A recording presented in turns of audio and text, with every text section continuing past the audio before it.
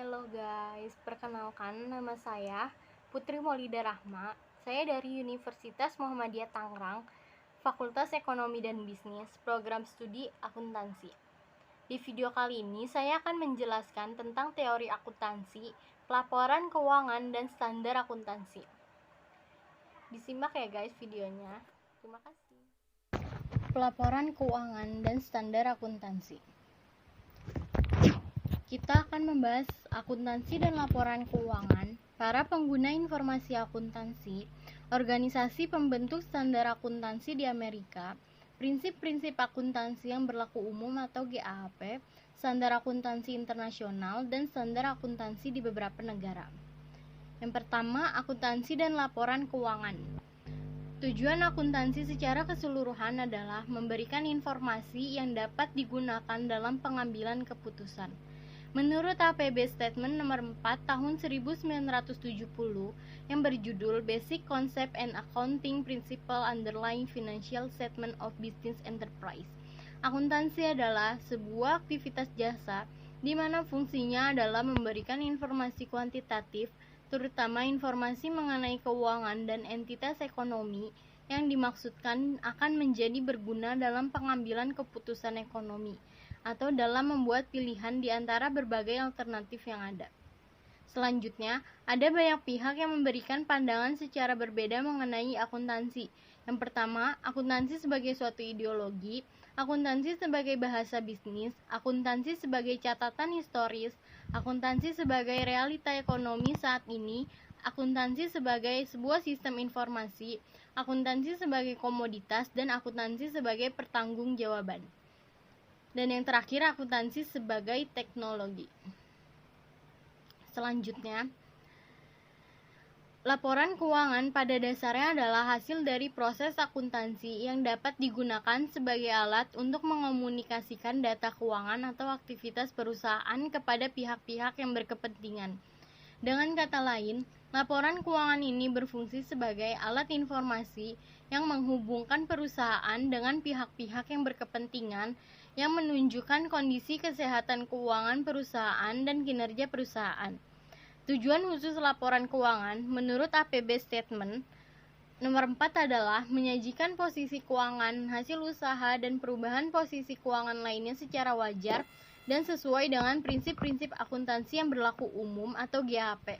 Sedangkan tujuan umum laporan keuangan menurut APB Statement nomor 4 adalah memberikan informasi yang terpercaya tentang sumber daya ekonomi dan kewajiban perusahaan. Yang kedua, memberikan informasi yang terpercaya tentang sumber kekayaan bersih yang berasal dari kegiatan usaha dalam mencari laba. Yang ketiga, memungkinkan untuk menaksir potensi perusahaan dalam menghasilkan laba. Yang keempat, memberikan informasi yang diperlukan lainnya tentang perubahan aktiva dan kewajiban. Dan yang terakhir, mengungkapkan informasi relevan lainnya yang dibutuhkan para pemakai laporan. Selanjutnya, pernyataan standar akuntansi keuangan atau PSAK nomor 1 menjelaskan bahwa tujuan laporan keuangan adalah menyediakan informasi yang menyangkut posisi keuangan, kinerja, serta perubahan posisi keuangan suatu perusahaan yang bermanfaat bagi sejumlah besar pemakai dalam pengambilan keputusan.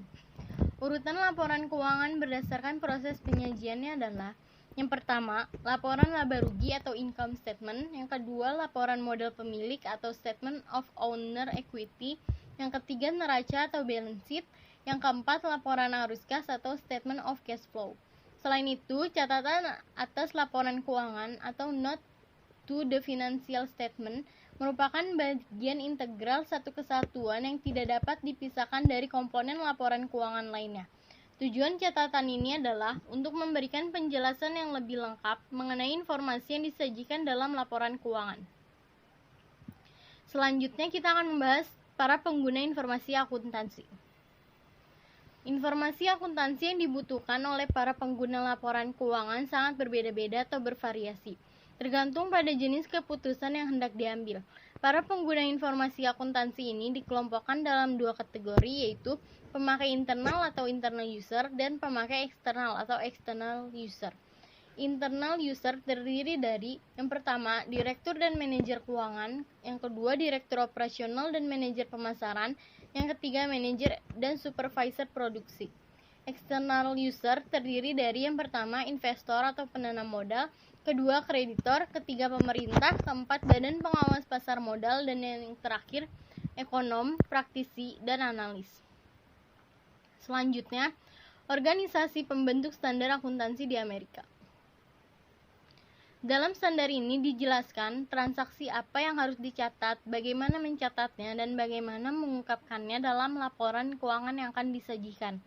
Oleh karena itu, mekanisme pembentukan standar akuntansi haruslah diatur sedemikian rupa, sehingga dapat memberikan kepuasan bagi semua pihak yang berkepentingan terhadap laporan keuangan. Standar akuntansi ini akan secara terus-menerus berubah dan berkembang seiring dengan perkembangan zaman, dunia usaha, dan kemajuan teknologi. Ada 4 organisasi yang memiliki pengaruh besar dalam pengembangan standar akuntansi keuangan di Amerika, yaitu yang pertama, Securities and Exchange Commission, yang kedua, American Institute of Certified Public Accountants, yang ketiga, Financial Accounting Standard Board, yang keempat, Governmental Accounting Standard Board.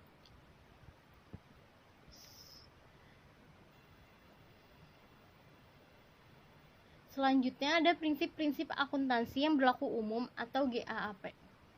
Di Amerika, standar ini dinamakan sebagai prinsip-prinsip akuntansi yang berlaku umum atau Generally Accepted Accounting Principle.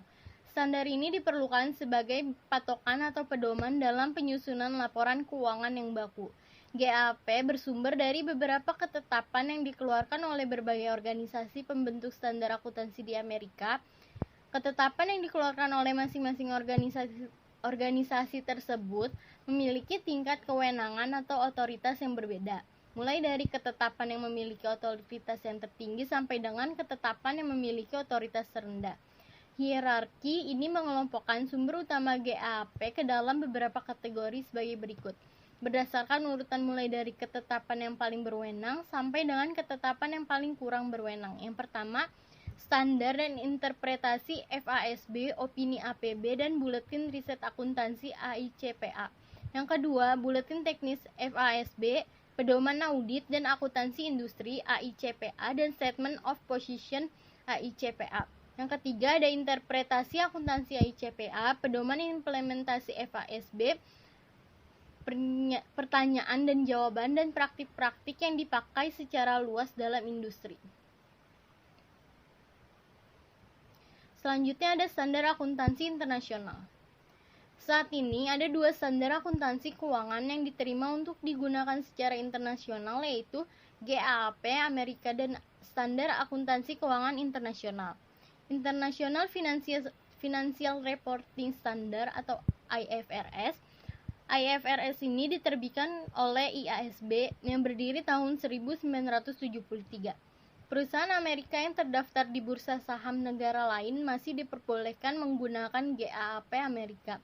Sebaliknya, perusahaan asing yang terdaftar di bursa saham Amerika diwajibkan untuk menyesuaikan laporan keuangannya dengan GAAP Amerika.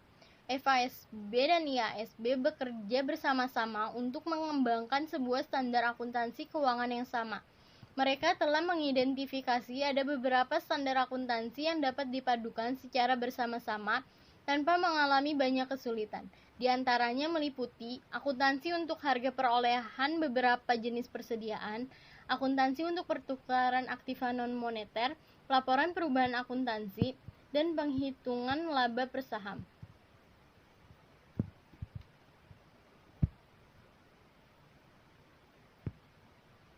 Selanjutnya, ada standar akuntansi di beberapa negara.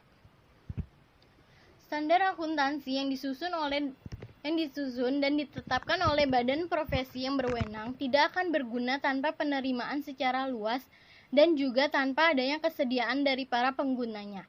Untuk mengaplikasikannya dalam pelaporan keuangan, proses penetapan suatu standar akuntansi berbeda-beda dalam berbagai negara. Untuk Amerika Serikat dan Inggris, di mana kedua negara ini memiliki kesamaan dalam yang pertama, tradisi hukum, yang kedua, paham kapitalisme, yang ketiga, berpendidikan tinggi, keempat, angkatan kerja profesional, yang kelima, perusahaan-perusahaan besar, yang mendapatkan pendanaan dari pasar saham. Sekian video dari saya, kurang lebihnya mohon maaf. Wassalamualaikum warahmatullahi wabarakatuh.